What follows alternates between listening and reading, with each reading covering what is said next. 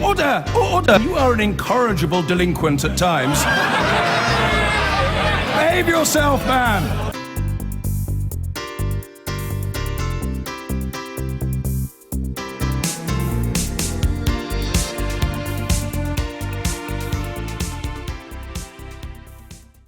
The government is likely to be defeated this evening over the Brexit bill, when the Lords vote on an amendment to enable EU citizens living in the UK to stay here. It would be a setback for the government's bill to trigger Article 50, which starts the formal process of the UK leaving the EU. MPs could then vote to remove the law's proposed changes when the bill moves back to the House of Commons later this month. But today would be the first defeat for the government over Brexit. And there could be more to come. Our political editor, Laura Koonsberg, has more. Turning up for work, the minister smiling despite the prospect of defeat. From the start, their lordships were determined to let fears be felt. This is the sort of issue where the House of Lords is right to say to the Commons, please think again about this. It can't be contemptuous of the Lords and the functioning of the Lords in seeking to improve, refine, modify legislation. Rarely the scene of minute-by-minute political thrillers, but today, peers eager to create a drama. Is the government heading for a defeat on the Brexit bill today? I sincerely hope so. This is the Lords doing their job, which is scrutiny. Should the government be bracing itself for a defeat on its Brexit bill today? No, of course it shouldn't. Let's do what the people have said. The political goal is to guarantee the future of EU citizens like Sietske de Groot and nearly 3 million others who've made their home here. She's worried she might have to leave after we leave the EU. As a European citizen living here, I never thought about that this would happen, so you don't take that into account. So all of a sudden you're confronted with that, and that's not your fault. So you should be protected from the uncertainty from that. So it would be good if the UK government can make sure that permanent residencies are easier to obtain. Back in Parliament, ministers have tried to reassure. They say EU citizens ought to be able to stay without a problem. But they won't give that guarantee unless and until other countries give that same promise to Brits abroad.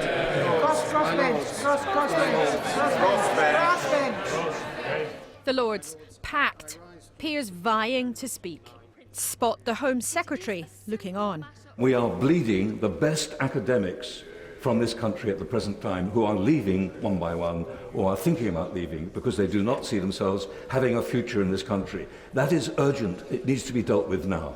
This is about the honour of this House. This is about us speaking to what people need to put their fears and their anguish at bay.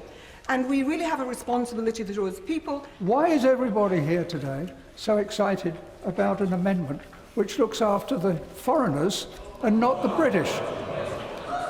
It's true.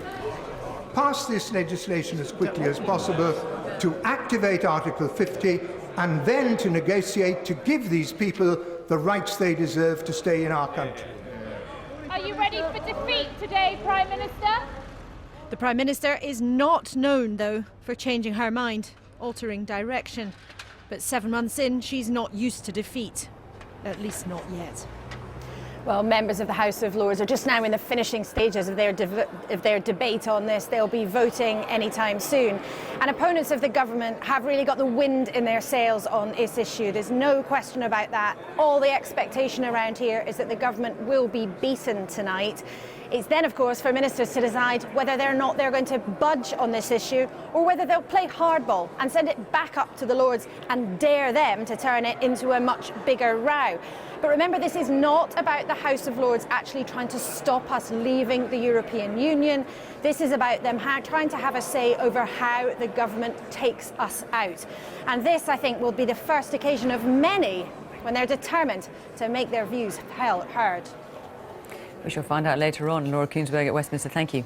Within the last hour here, a defeat in the House of Lords has given Theresa May her first setback in the drive to get parliamentary approval for triggering Article 50 for beginning the process of leaving the European Union. By a majority of 102 votes, a cross-party group of peers passed an amendment to the Brexit bill forcing the government to guarantee the rights of EU citizens living in Britain within 3 months of starting the process of negotiating Britain's exit. Our political editor, Gary Gibbon, is in Parliament. Gary. Well, one of the extraordinary things, I suppose, really, is that it's only been defeated now. This is a massively controversial measure as far as just under half the population of the country were concerned just before the referendum, and yet it's jollied its way along, only to come a cropper here, a defeat of 102 peers. There was real passion in the debate. There were Leave supporters coming out telling me actually they found some of that pretty pious and nauseating, one former cabinet minister of the Tory persuasion said. On the other side, I think they felt that they got their passions across very successfully. The big question is, does any of this mean anything? But before we come to that, let's just listen to a few voices from that Lord's debate. Why is everybody here today so excited about an amendment which looks after the foreigners and not the British? I do ask your lordships to take the high moral ground and give reassurance to the millions who have made their home here in the expectation that they can continue to live and work here. The best way to do it is to call the bluff of Angela Merkel by saying, we've now triggered Article 50 and we will go unilaterally and talk about it and guarantee it will be much quicker than the 3 months of proposals which have been suggested in this amendment. Will this actually change government policy? Well, I've been through the numbers. I think there were only 5 Tory rebels who actually voted against the government here. One of them wasn't Lord Heseltine, by the way, who'd been making quite a lot of fuss about Brexit, but not on this particular measure. He voted with the government. It goes back to the Commons eventually when it's finished in the Lords, and there were only 7 MPs who could be mustered, Tory rebels, to vote against the government line the last time these things were looked at. So you've got to be suspicious that it's not going to actually go anywhere. It'll then be flattened. It's also a commitment that Theresa May made in the leadership contest ages ago, months ago, and it's not something that she's shown any willingness to break away from. She does think there's a negotiation to be had here, and she should keep her negotiating chips in order. And then one other point to make, there is another amendment on whether there should be a meaningful vote in Parliament. That's coming next week, and I think there's a better chance of an even bigger rebellion there, maybe even Lord Heseltine managing to vote against the government whip, maybe even a bit more of a rebellion in the Commons. But you have to say, on the whole, both these prospective rebellions, the one that's happened and the prospective one, probably going to be flattened. The European Commission President has unveiled 5 options for the way ahead for the EU after Brexit. They include proposals long thought heresies in meetings like this, running a 2-speed Europe, or even trimming it back to being no more than a trade area. Mr Juncker told the European Parliament the EU could be reborn at 27 members. It should also be the birth moment of the European Union at 27. The departure of Britain, the second largest net contributor, creates a giant hole in the EU budget. Jens Geier sits on the European Parliament's Budget Committee. What will happen? Either we have what we call in German an investment ruin, so something what has been started and is not financed to the end, not nice. Or the other EU members pay for that, also not nice, or Britain continues to pay for the European funds until the end of the multi-annual framework. That seems to be bizarre if you don't understand how the financing of the EU works, but if you are inside and if you're really a pro in budget affairs, this is absolutely natural and normal. It's going to shock the British voters though, isn't it? Nobody's told them about it. Well, I have no responsibility for that, but I mean, that is the case and that is the truth. Some of the key meetings crunching the Brexit deal are expected to happen here, in the spanking new home of the European Council, the meeting place for the heads of government. But some people in this city wonder if we'll ever get to a final deal. They worry about how parts of British public opinion will react to the idea that there is a multi-billion-pound bill for leaving the EU. They wonder in those circumstances if Theresa May will be able to stay at the table. The bills to be piled up on the table before Britain leaves have been worked on for months inside the European Commission. Their opening demand looks like saying that the UK is liable for billions of committed, signed-off spending. Billions of promised spending, not quite the same thing. Some of this would happen 4 years after Britain leaves the EU. And for pension costs for retired Eurocrats. Set against some money the UK would expect back and some assets, it gives a bill of around €60 billion. Feels about right to you. That is a negotiation position that is not unreasonable. Many European civil servants worked also for the United Kingdom. So they have to look after the pensions of these people. Why should we pay the pensions alone for civil servants who worked also for the United Kingdom? Therefore, to take their share in that, I think that is only fair. The take on Brexit at Dusseldorf Carnival 2 days ago. The German government is being a bit more diplomatic, pressuring the European Commission to stop talking about actual numbers for the Brexit bill, for fear it could inflame opinion in Britain and crash the negotiations early. I'm always afraid in such difficult negotiations if the public is not properly informed about the pros and cons of such negotiations and have a sense of reality what is going on, then it might be coming up in emotional results which are not good for both sides. A lot of people in this town seem to think the talks might actually collapse because of the bill. But then we have a serious problem. From Brussels and other European capitals, Number 10's being told to brace the UK public for some bitter pills. But British government lawyers are working on squeezing down the liabilities and expanding the list of claimable assets. The new home of the European Council costs €320 million to build, and it's assets like this that Britain is thinking of trying to set against any Brexit bill. But what are the assets of the EU? Estimates vary from €40 billion to €150 billion. Plenty of scope for haggling there. Let me put it this way: you cannot go enter a football club saying I would like rather to play cricket and I don't want to pay for the club because I've already invested in my cricket equipment, but when I leave I take the furniture from the clubhouse with me. That is impossible. Berlin and some other European capitals would like principles of who pays what to be sorted out early and the numbers left until the end of the whole negotiation, which is when the UK might also be working out what it's willing to continue paying in to the EU. Money to stay in certain projects, cash for smooth access into the EU markets for certain industrial sectors. Sir Oliver Letwin briefly worked on Britain's negotiating hand for David Cameron.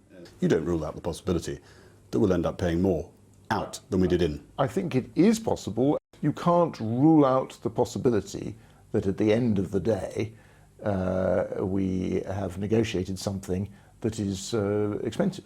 More expensive than what we had? Conceivably. That wasn't on the side of the bus, was it? It was not. I'd be surprised if that's what we ended up with. But you keep coming back to... Not shocked. I mean, I just thought your eyes would be popping out at the thought of it. Well... It wasn't exactly on the side of the bus, was it? No. We take back control over that money. And give it back to the European Union, potentially? No. Look, Oliver Letwin, for whom I have got enormous respect, be interesting to see the calculation in the back of his envelope. Before long, talks will start in these swish new Brussels premises. But many in this city aren't at all sure the pressures around the bill and many other issues won't collapse them. Gary Gibbon. Well, from the House of Commons, we're joined by the Conservative MP and former Northern Ireland Secretary Theresa Villiers, a Brexiteer, Theresa Villiers. Was there anything in the Lords' debate that you suddenly thought, gosh, well, that is a bit painful? I have every sympathy with the goal of ensuring that the rights of EU nationals in the UK are secured. We all want that to happen. The only difference I have with their lordships is that the Article 50 bill is not the right vehicle. We can't abandon the interests of British people living in the EU to secure their interests. We need to make sure this issue is dealt with as part of the negotiation. So you're perfectly happy to use 3.5 million people as pawns in a negotiating tactic inside these very protracted, likely very protracted dealings with Europe. But have you imagined what it is like to be one of these people with a family, perhaps married to a Briton, but with no right to stay here? How's that going to go down? Well, I've been engaging with a number of my constituents in exactly this position, so I fully understand how difficult their position is, and I wish that we could get this settled now. But you could. You could simply say, one thing we're not going to desert are the interests of these people and of our people over in Spain. And if we can't do a deal, we won't do a deal.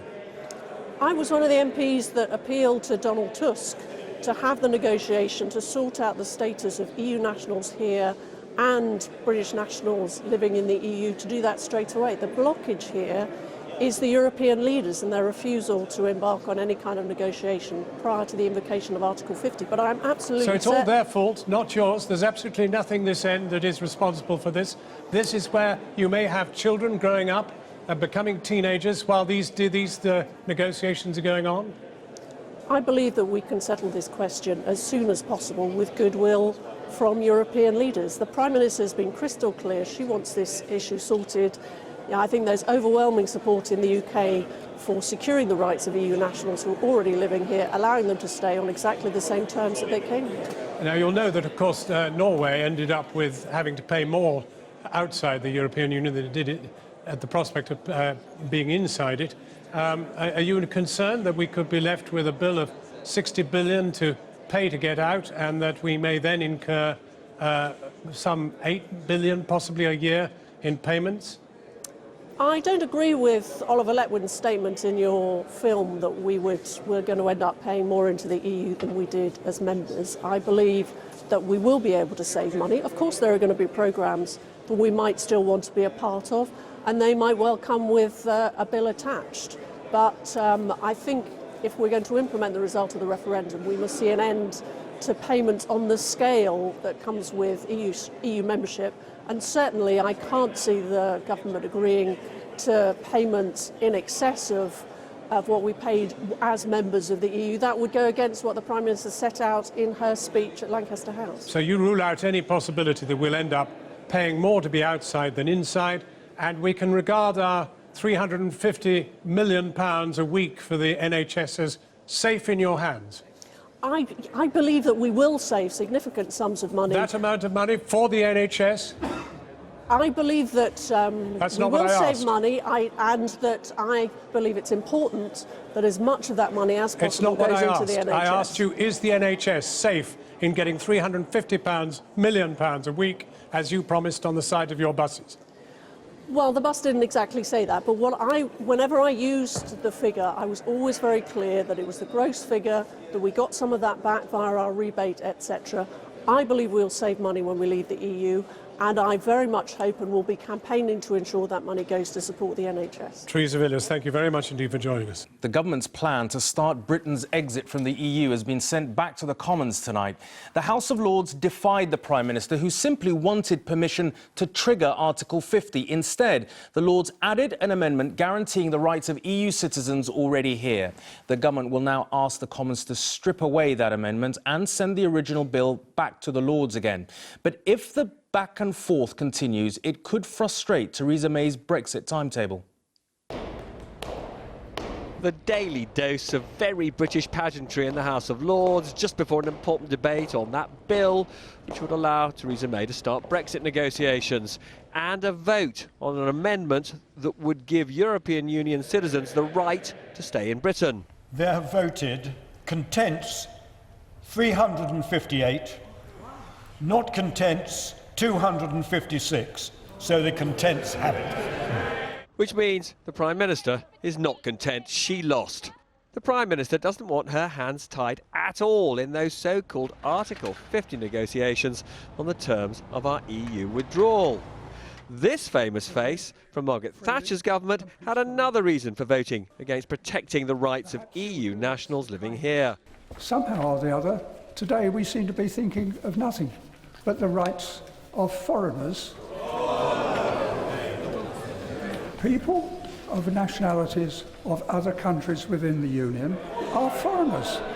But a well-known doctor said the uncertainty is harming all of us. And we are bleeding the best academics from this country at the present time, who are leaving one by one, or are thinking about leaving, because they do not see themselves having a future in this country.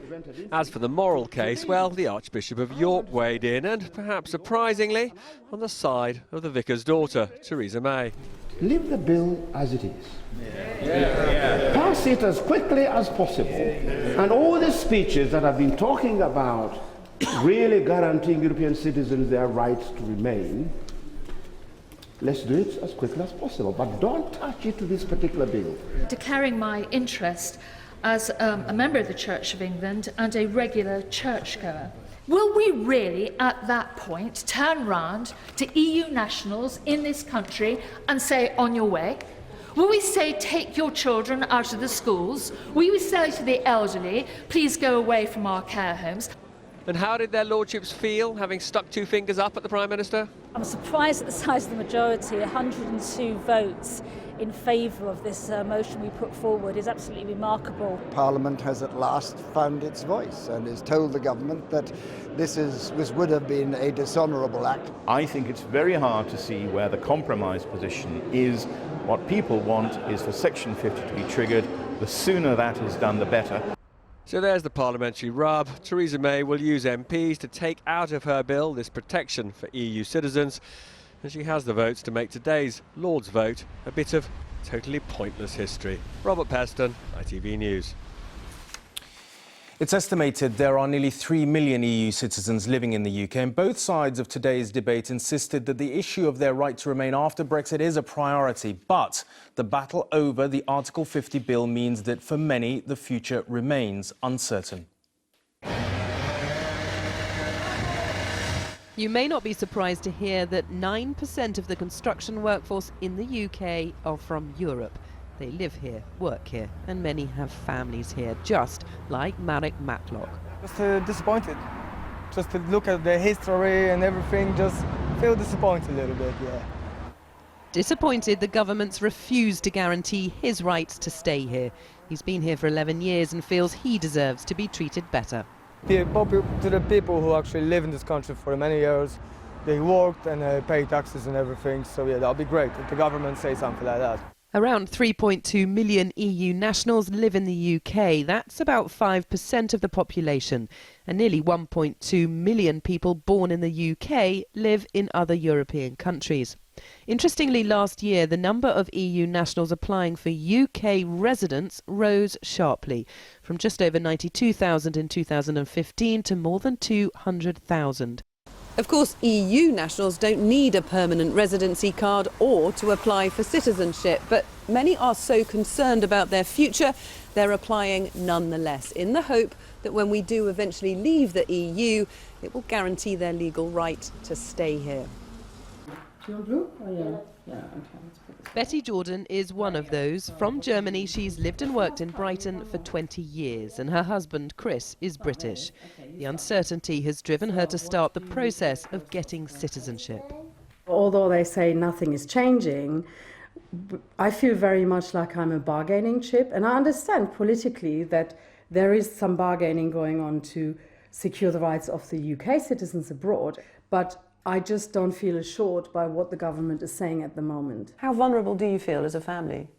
I think it has really affected us, and it does make us feel vulnerable, because what happens if the Home Office does say, no, you can't stay here? It's my go. The government's consistently said this issue is a priority when Brexit negotiations begin, but for the Jordans, it's something they can't afford to lose. Emily Morgan, ITV News in Brighton. Returning to Robert, he joins me now in the studio. Robert, is this going to make any difference, do you think, to Theresa May's Brexit plans and timetable?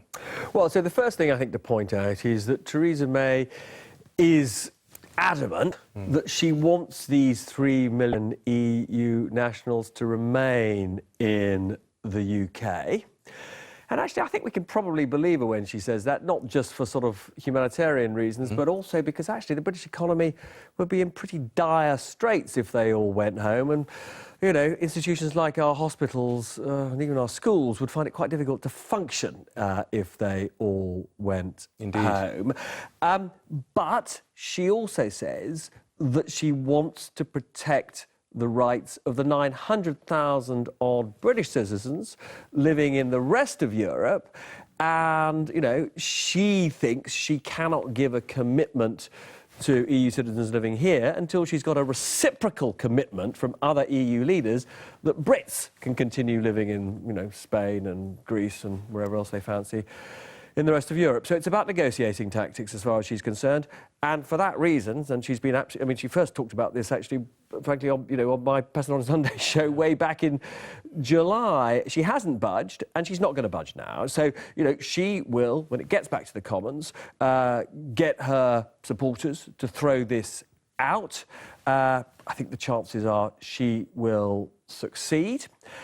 And I think that probably will be the end of it. So, it was an impressive debate today, but actually I don't think it's going to change anything fundamental, and that really matters particularly to these 3 million EU citizens who are going to be a bit anxious for a while longer. They will be. Robert, thank you very much indeed. The Lords have thrown the first spanner into the Brexit work so carefully constructed by the Prime Minister, voting to amend the Brexit bill to tie the government's hands by giving EU citizens here a guarantee of a right to remain.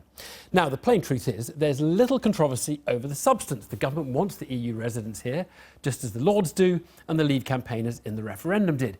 The issue is about whether you negotiate their guarantee of residence in return for assurances over the rights of the British elsewhere, or whether we make the guarantee unilaterally. Well, it was hard fought in the Lords today. If we are to be concerned about anybody's rights after Brexit to live anywhere on this continent of Europe, it should be our concern for the rights of British people to live freely and peacefully in those other parts of Europe. Somehow or the other, today we seem to be thinking of nothing but the rights of foreigners. My lords. All our debate has been based on the premise that somehow we will get what we want in the end because there will be reciprocity. But supposing there isn't, will we really at that point turn round to EU nationals in this country and say, on your way? Will we say, take your children out of the schools? Will we say to the elderly, please go away from our care homes? My lords, if this idea of it as a negotiating point, which I agree it is being used as, is totally unrealistic and totally unacceptable. Well, the signs are the government will try to overturn the Lords' amendment. But for Europeans here, it's a bit fraught. Most have been here over 5 years and are already entitled to get permanent residency. But they have to fill out a huge form, go through various hoops, some are potentially impossible, and even then there's a good chance of rejection. So some kind of automatic recognition of a right to remain is key, and especially so for those who've been here for less than 5 years. Well, John Sweetney's been meeting some of those affected. The question is that the motion be agreed to. As many of that opinion will say content. Content. The contrary, not content. Not content. Clear the bar. Not the dog and duck, but the House of Lords tonight fired the first shot against the government's plans to deliver Brexit. Until the day before yesterday, well, the end of 2015, members of European Union states had a right to live in Britain. Enter the Home Office. The people who work in this building behind me came up with this. It's an 85-page form you've got to fill in. And people who've done that say the whole process is a nightmare. Brexit is beginning to bite in parts of Britain you would least expect. Welcome to Surrey's stockbroker belt. Aurelia Cave, originally from France, has applied for permanent residency repeatedly.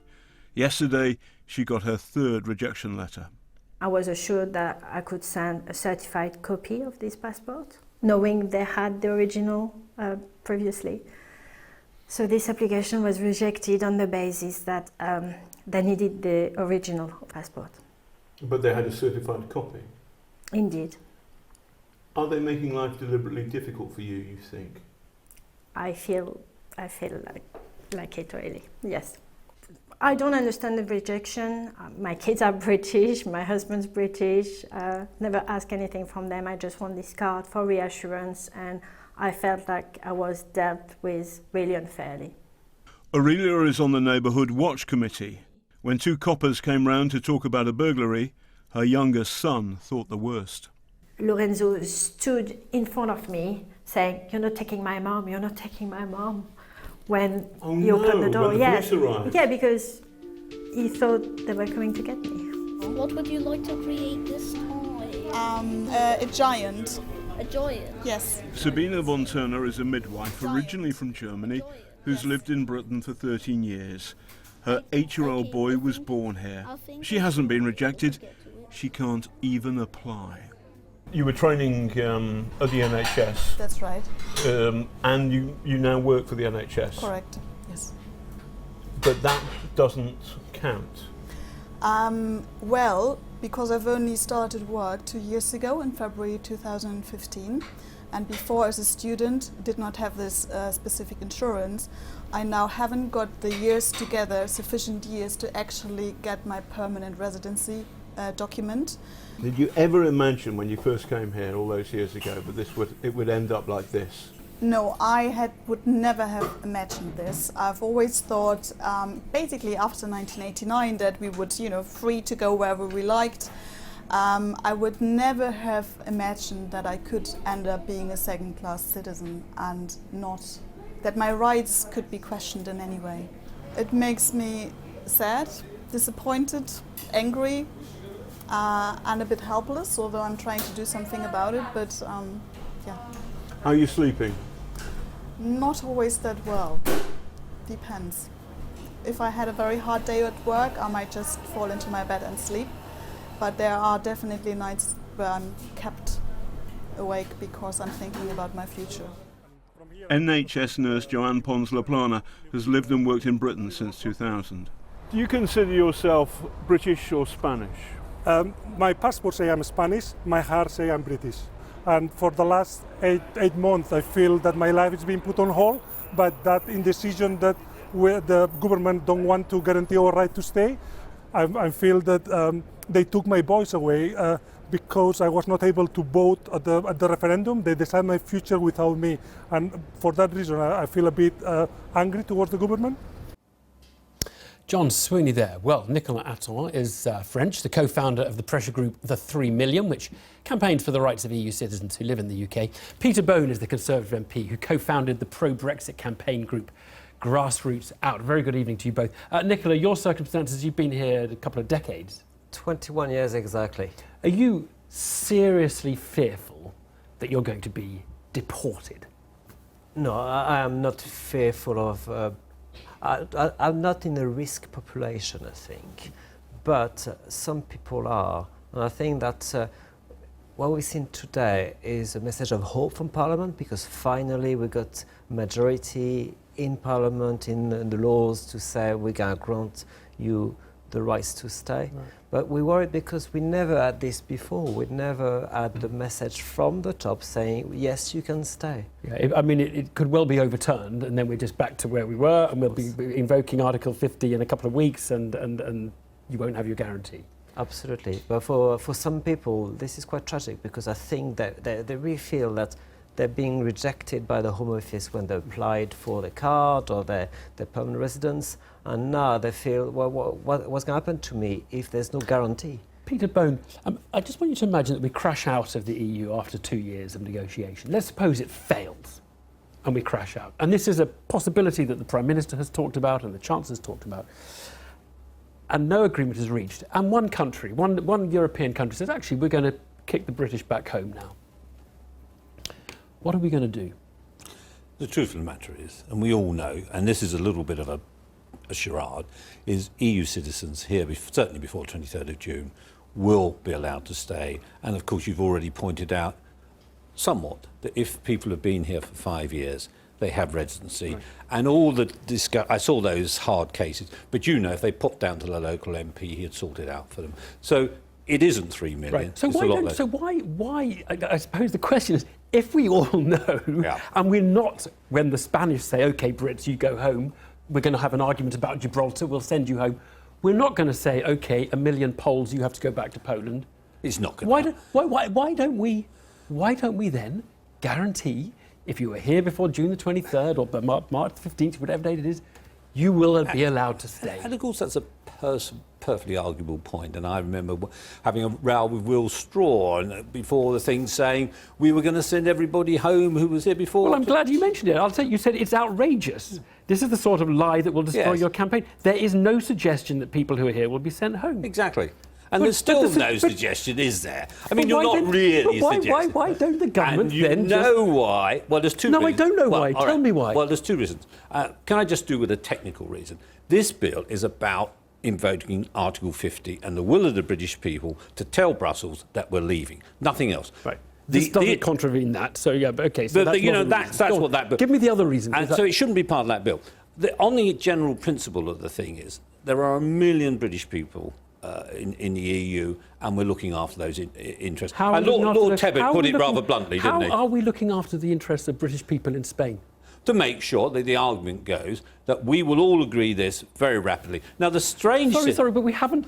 No. Am I misunderstanding how negotiation works? If the Spanish used our people as a bargaining chip, you are saying that we will take Nicola or some others and threaten to send them home. But you've just told me we're not going to do that. We don't have a we don't have a bargaining chip. So why don't we just say it? If we know it, if we say it. Well, you can make that argument. But Theresa May is a very sensible person. She likes to dot all the I's, cross the T's, and you know that that's what this is about. Nicola, do you take the fact, you heard Peter Bone say it, and he's probably right. I think most people think he's right.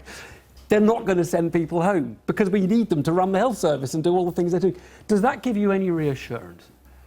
I think that Peter might not understand the environment for the hostile environment at the Home Office for any migrants or foreigners, including EU citizens now. I mean, we see this 85-page form. Well, I would fill the form, that's no problem, but there's a 28% refusal rate on that form, or rejection rate. And we should all be able to stay.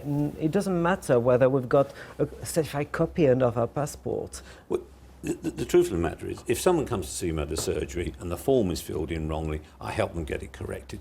That's about filling in a form.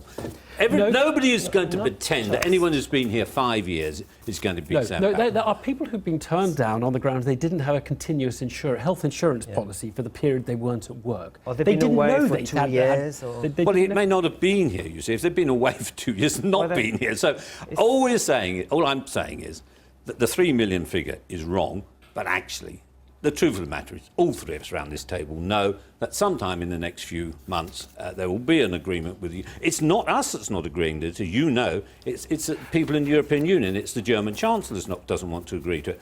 So if everyone agreed, it could be settled tomorrow. But you've already said we're going to keep them anyway, Peter. So I come back to this really troublesome point, is I do not understand how, if Spain, say, uses our citizens there as a pawn in their fight with us over Gibraltar and send them back here, are we going to say to Poland, you're going to take 1 million of your Poles back? Of course we're not. Right. And if you had an argument... then you should just say, we're not going to... Would not the argument then be with Spain? Would not the argument then be with Spain? Yeah, it would be. Not with Poland. A lot of immigration is, in fact, a national matter anyway, not an EU matter for the country. And if we want to talk about Gibraltar, Spain better keep its hands off Gibraltar. My view is Gibraltar should be brought in with the protection of the United Kingdom, but that's another discussion, I guess. Do you understand, Peter, though, the anxiety, the stress that people are actually feeling because they haven't got this certainty? I feel that my future stops in 2 years' time. I don't know what's going to be like afterwards. I need I'm here to reassure you. Well, thank you for that. My next-door neighbours are Polish, and the vast majority of people in this country who are from the EU know that they are... It's only people who are talking up the problem that are actually causing anxiety. Peter Bone, Nicola Attal, thank you both very much indeed.